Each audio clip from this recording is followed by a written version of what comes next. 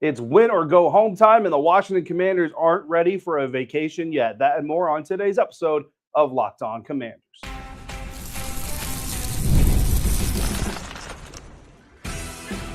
You are Locked On Commanders, your daily podcast on the Washington Commanders.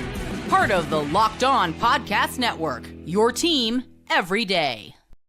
And welcome in, everybody, to this episode of Locked On Commanders, part of the Locked On Podcast Network, your team every day. I'm your host, David Harrison, covering the Washington Commanders for Commander Country, CommanderGameDay.com, part of Sports Illustrated's group of sites, also helping out with WUSA 9's local coverage of the team. I'm here with you every Monday through Friday. And, of course, I want to thank you for coming through for this Victory Monday episode. It is actually Monday as we're recording this episode, so Victory Monday wildcard episode of Locked On Commanders. And if you're an everydayer, I want to show my great appreciation and thank you for being an everydayer. I actually met an everydayer on my way to Tampa, so you can't beat that. Locked On Commanders, of course, is your daily podcast covering the Washington Commanders. And if you haven't already, please subscribe for free on YouTube or wherever you are listening to today's episode, in which we are going to talk about Bobby Wagner, Terry McLaurin leading the veteran rush for the Washington Commanders in a wild card win over the Tampa Bay Buccaneers. We're going to talk about Jayden Daniels taking charge as the young leader of this team.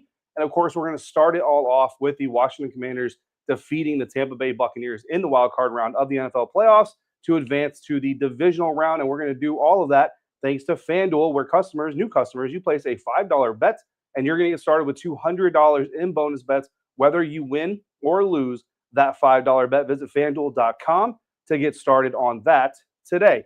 23-20 is your final score from Tampa, Florida, where the Washington Commanders have defeated the Tampa Bay Buccaneers, the NFC South Division champion, Tampa Bay Buccaneers, 4 times in a row, 5 years in a row, making the playoffs. So make no mistake about it. While the Tampa Bay Buccaneers have not been playing the most consistent football all year, certainly not playing the most consistent football entering the postseason, this is a team that is chock full of veterans, chock full of playoff experience. It's a coaching staff that has Super Bowl rings on it, that has playoff experience. This is a team that understands what the pressure of the wild card round really means.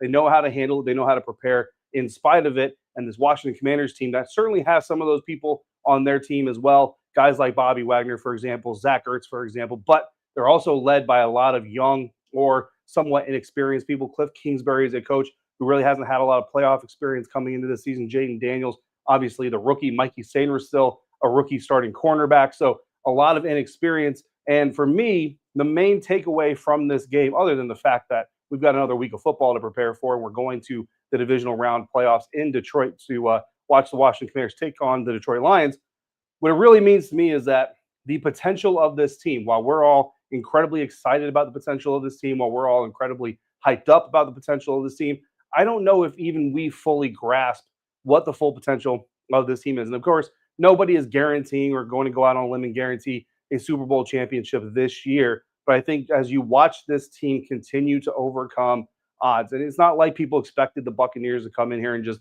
wipe the floor with the Commanders and whoop their butts and all that stuff. The Washington Commanders were very much respected, I think, in most of the conversations I heard leading into the competition. So it's not like people took them for granted. But when you look at where they came from, where we were a year ago right now, where we were 8 months ago even right now, to where this Washington Commanders team stands, I think it's very, very impressive. And it kind of shows the resiliency and, yes, destiny. That's what the thumbnail says. It says divisional destiny. That is kind of a word that's been thrown around about this team. And look, 5 straight games, winning games on the final score. Not good for the blood pressure, not good for my sleep, right? I was sitting here going, man, we're going to have another primetime overtime game. I can't keep sleeping or lack of sleeping like this and stay healthy. So it's not good for all of those things. But, man, is it good for the soul to see this team pull those things out? And, I mean, look, I don't know about you guys sitting at home or if those of you who are in the stadium or wherever you were watching this game, when the Washington Commanders got their hands on the ball with 4:41 left in the game, 2020 game, I looked at it and said, man, this team is the ultimate 4-minute offense team. It's the ultimate 2-minute offense team. They are going to absolutely have the ability to come down here. And Cliff Kingsbury is going to have the ability to call the right plays. Jayden Daniels is going to have the ability to execute the right plays. And this Washington Commanders team is absolutely going to have themselves in a position to where I thought they would be able to take a go-ahead score with maybe a minute or so left on the clock, 30 seconds left on the clock, hopefully drain the Buccaneers of their timeouts in the process, and really put Baker Mayfield and the Tampa Bay Buccaneers in a rough situation. But boy, was I wrong, because instead they completely dried out the Buccaneers of their timeouts. They drained the clock, and Zane Gonzalez, the fellow Sun Devil, making us proud, coming out here nailing. Well, I shouldn't say nailing the crossbar, nailing the goalpost, but making a game-winning field goal. And of course, just like that, it has to be with a little bit of drama, because why not? That is what this Washington Commanders season has been all about. Taking a look at our X Factor performances coming into the week, my X Factor in this game was linebacker Frankie Luvu, and Frankie Luvu certainly was all over the place on this field, certainly making some plays, 4 tackles combined, no sacks, no interceptions, no fumble recoveries, things like that. So stat box, again, not going to be the sexiest thing in the world, but Frankie Luvu certainly making his presence felt. Actually was the player that broke down the huddle before the team headed into the locker room for the last time before the game began. So Frankie Luvu certainly making an impact on the team, not making an impact on maybe your daily fantasy if you have an individual defensive player. Insider X Factors, Tyler Biotish, Marshawn Lattimore. Look, I think Marshawn Lattimore is going to walk out from this game. And as far as the one-on-one rivalry with Mike Evans is going to be concerned, this is going to be a chapter that he didn't necessarily win. Mike Evans certainly, I think, getting the better of him. Certainly the scheme by Liam Cohen, doing some things to allow Mike Evans to get the better of Marshawn. But something that stood out about Marshawn Lattimore, not just the competitiveness, but also the way that the team kind of handled his workload.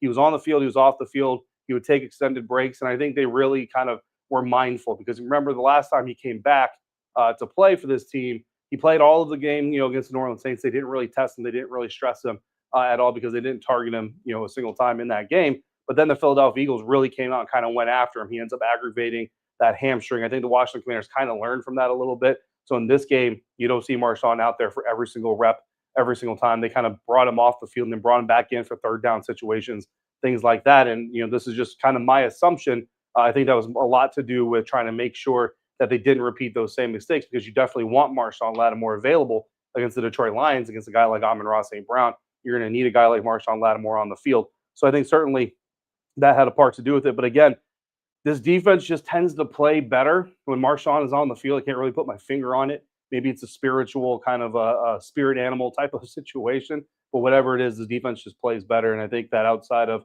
a handful of plays here tonight, the Washington Commanders certainly at least stepped up to the point where they were allowed to, or they were able to keep the Buccaneers offense from doing things that would let this game get out of hand. Look, we talked about insiders, talked about it before the game. Everybody came in this thing saying this is going to be a shootout. This is going to be a back and forth, high scoring affair. And what typically happens when everybody expects that to happen? A defensive affair. And 23-20 is not the most defense, not like 17-10, 14-10, something like that. But 23-20, 43 points, certainly under the 50.5 total point projection on FanDuel. So definitely more of a defensive battle, I think, than everybody expected, which tends to happen when everybody expects a battle. Tyler Biotish, look, that offensive line, man, I'll tell you, man, they had a task. The defensive line for the Buccaneers definitely getting early penetration. But I think as the game went on, whether it was fatigue from the defensive line side, because Washington Commanders owned the time of possession battle, especially in that second quarter, man. Like the Tampa Bay Buccaneers offense barely got on the field in the second quarter. For the game, the Washington Commanders end up holding the ball for over 35 minutes, while the Tampa Bay Buccaneers have the ball for just 24 and a half minutes. So certainly that defense over there on the Tampa side getting a little bit worn down. Maybe that had a factor to do with it. But hey, look, that's all part of the strategy of playing football. And at the end of the day, that offensive line was able to do enough. Yes, there was a lot of pressures, and yes, people aren't going to be very happy about that. Jayden took off probably more than I think most people would be comfortable with. Talk about that here in just a little bit. But ultimately, only one sack in this game for the Buccaneers defense. And this is a defense that is predicated on getting pressure on the quarterback and causing havoc. So Levante David comes away with the only sack. And unfortunately, Levante finishes the game injured. And Levante, one of my favorite dudes in the NFL, shares an agent with Jayden Daniels. They've got a relationship. I know that Levante gave Jayden a jersey. Like, they did their jersey swap thing. Levante gave Jayden his jersey after the game. So things like that, a lot of respect coming from the vet. So hope he gets to be okay. So I think Frankie, Lattimore, and Biotish all had an impact on this game, certainly. But I think the biggest X factor, honestly, turned out to be Dyami Brown. Look, Terry McLaurin did his thing, but you kind of look at Terry and say, look, we need Terry to do his thing. Jayden certainly did his thing. But we talk about X factors. We're talking about guys that kind of add that little extra something. And I think Dyami Brown did that. We will talk about him coming up in just a little bit. But right now, we've got to turn our attention to the 3 must-dos that we laid out in the beginning, or the end of rather, last week ahead of this game, and see how the Washington Commanders did as they got their 23-20 victory over the Tampa Bay Buccaneers. That's coming up next on today's episode of Locked On Commanders, part of the Locked On Podcast Network, your team every day. And this live Victory Monday episode of Locked On Commanders is brought to you in part by LinkedIn. Who knows that growing your small business in 2025 comes down to how well you can hire. And let's face it, better hires start with smarter insights. Well, that's where LinkedIn comes in. With the strongest hiring data available, LinkedIn helps you identify the right candidates, giving you the confidence to make the best decisions for your business.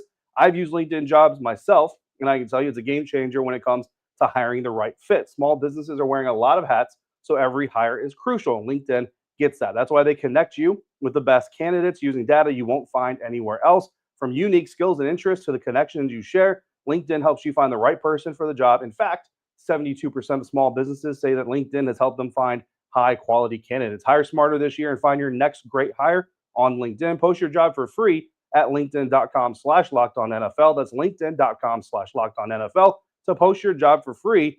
Terms and conditions apply.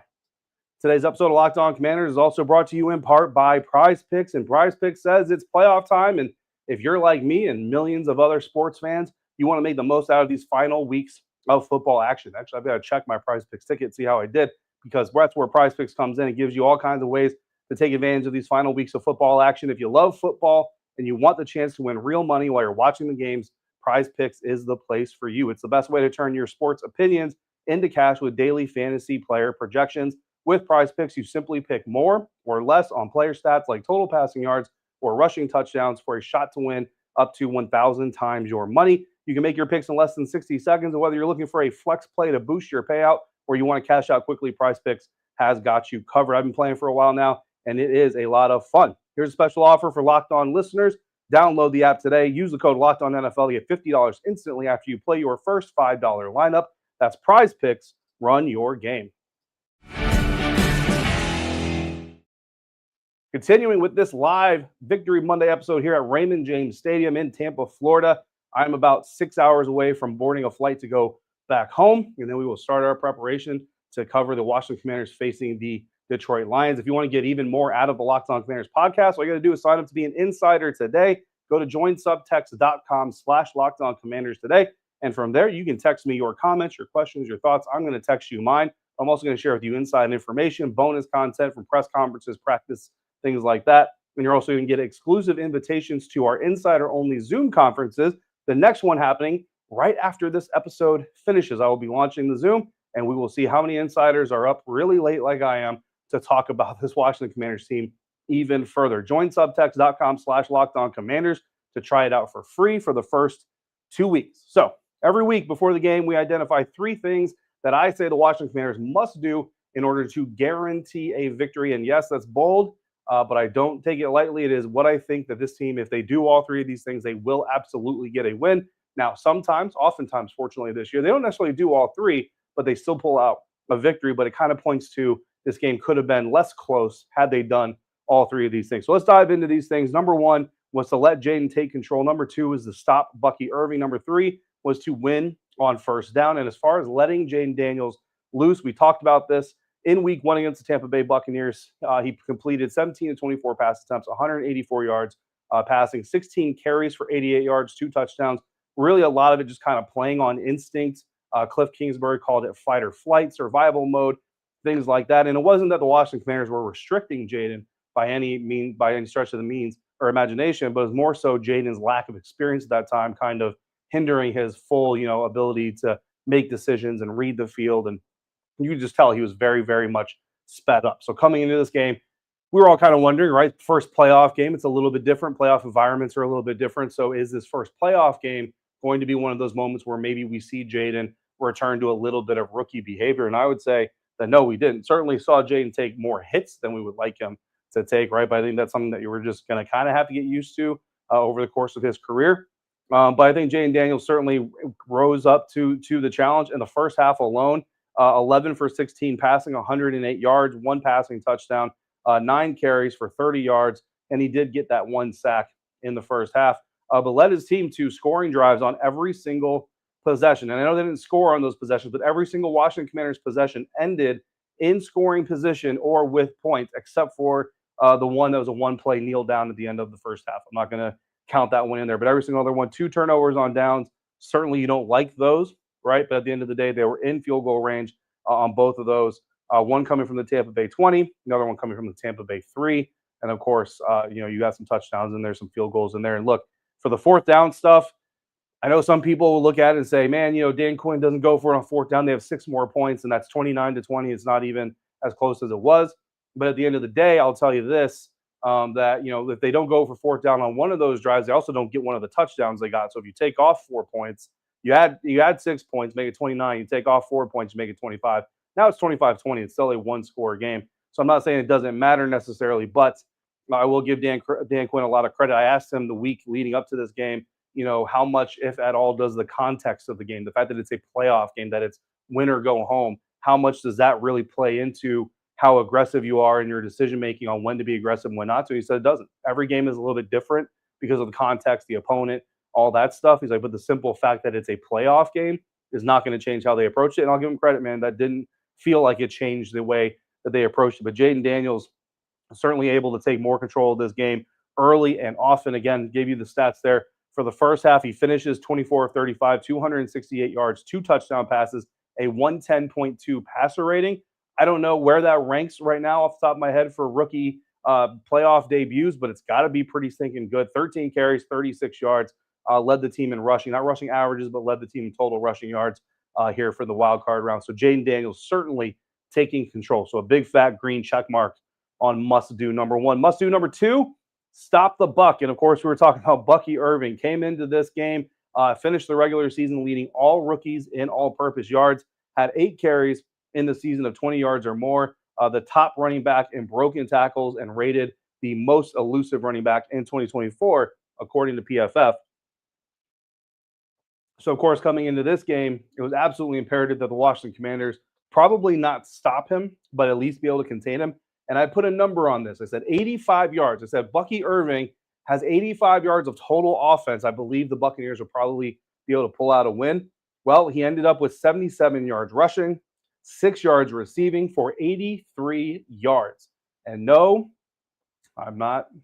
That's not something that always happens. So I'm not going to pat myself on the back too much. All right, calm down. But it is kind of fun because I also told you guys that when the Washington Commanders get Terry McLaurin 6 or more receptions in a game, they've lost only once.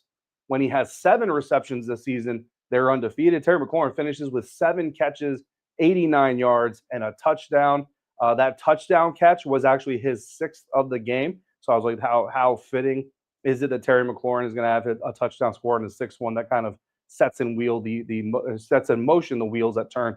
Let's say that Terry McLaurin and the Washington Commanders probably going to win this game. Look, again, it doesn't all correlate directly. Some of it is circumstantial and all that stuff, but it's still kind of a cool moment when you throw out stats like that in comparisons and it comes to life. So did they stop Bucky Irving? No. Did they contain him enough that he wasn't able to take over the game and wreck what the Washington Commanders were doing? Absolutely. So half credit, right? We'll go 1.5 there out of 2. And then finally, winning on first down might be more important than third downs because you set up the third down opportunities with your first and second down plays. Again, successful plays, 40% of the yards to gain on first down, 60% on second down, 100% on third or fourth down to be a successful play. In this game, the Washington Commanders faced 24 second down plays. 14 of those 24 times, it was second and six or better. So I would say they did a pretty good job of winning on first down.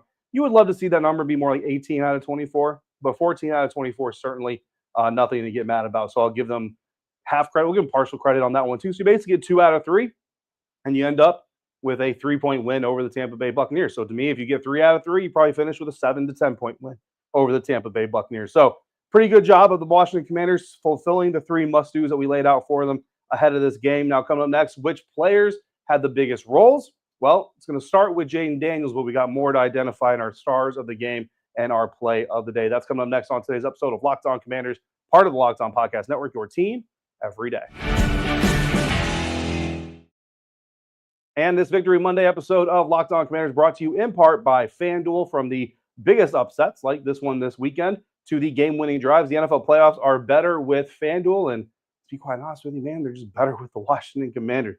Because right now, new customers, you bet $5 and you get $200 in bonus bets guaranteed. That's $200 in bonus bets, win or lose. The FanDuel app gives you everything you need for live bets, same-game parlays, and so much more. Just visit FanDuel.com to sign up today, and you'll get started with $200 in bonus bets. That's FanDuel.com. Make this playoff season unforgettable with FanDuel, an official sportsbook partner of the National Football League. And, of course, if you want to cut your teeth on action going up against the Detroit Lions on the road, FanDuel will have all the ads for just the game itself. Straight up, they'll have odds on who's favored to win by how many points, the overall over-under on the total points scored, and you'll have so many prop bets like Jayden Daniels passing yards, Brian Robinson rushing yards, all kinds of different things that you can dive into. So, again, FanDuel, the official sportsbook partner of the National Football League. Wrapping up this live Victory Monday episode of Locked On Commanders. Washington Commanders come away victorious, 23-20, winning over the Tampa Bay Buccaneers. And I'm going to tell you, I think that the play of the game here, there's so many plays in this game, but the play of the game has to be the fumble recovery by Bobby Wagner. Now, the fumble isn't necessarily "quote unquote" forced by the Washington Commanders. Certainly, the Tampa Bay Buccaneers had their own hand in that. But when you look at it, the drive before this, the Washington Commanders turned the ball over at the Tampa Bay 3 on downs. They're trailing in this game. They end up recovering that fumble at the Tampa Bay 13.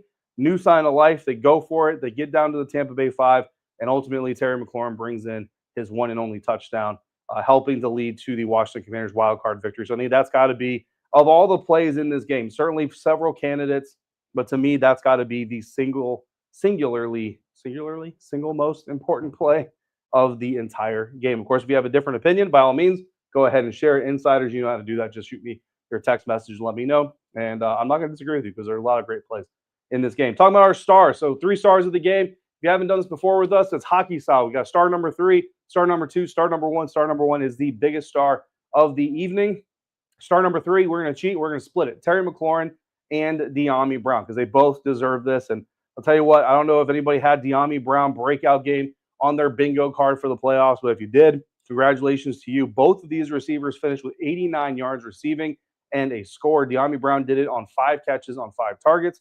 Terry McLaurin, 7 catches on 10 targets, long of 35. Dyami's longest came from 30. But Dyami Brown absolutely clutch in this game, as was Terry McLaurin. The only thing is we expected more from Terry McLaurin. Star number 2, linebacker Bobby Wagner. Again, you know, he had the fumble recovery, of course, half a sack, but the 8 total tackles led the team. Those things are all great, but really it's the leadership. It's the fact that even when the defense is having a bad drive, he shows up play after play, and he's always in the right position. He's always saying the right things, always trying to help out his teammates. So star number 2 certainly goes to Bobby Wagner. He spoke at the podium after the game, so if you haven't seen his post-game press conference, it's certainly going to be available on the Washington Commanders YouTube site.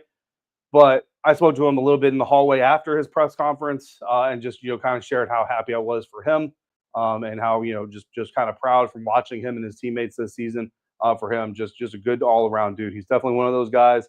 I can tell you, because, well, we never know, right? You know, star players, but you never know, are they worth being stars? Are they worth being cheered for? And I'll tell you guys, if you're cheering for Bobby is definitely one of those guys that deserves being cheered for. And of course, star number 1, it's Jayden. It's the rookie quarterback coming into Tampa, hostile environment, road game, playoff game, prime time. I mean, all the things that you can have stacked against a young quarterback, and all he does is come out and have a 110 passer rating, lead his team in rushing, make so many critical plays for his team, convert 4th downs. I mean, I know there was 2 that they didn't convert, but they converted other ones that end up leading his team and outdueling a quarterback in Baker Mayfield, who in the last 2 years has been one of the better quarterbacks in the National Football League. So it's no small feat. And again, the end result, 23-20, Washington Commanders win. We live to play.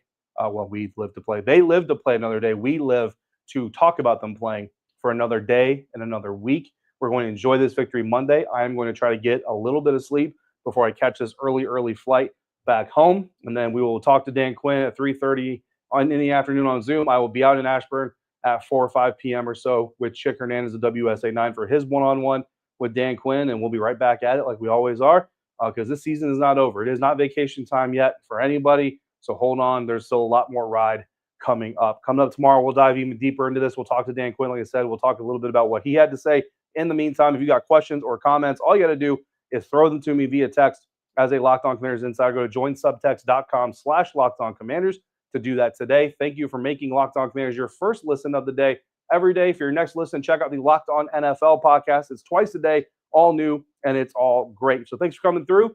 Talk about this Washington Commanders win. Everydayers, thanks for coming through every single day. And everybody out there, until we speak again, if you're out and about, please be safe, be kind. And I will see you right back here next time for another episode of Locked On Commanders, part of the Locked On Podcast Network, your team every day.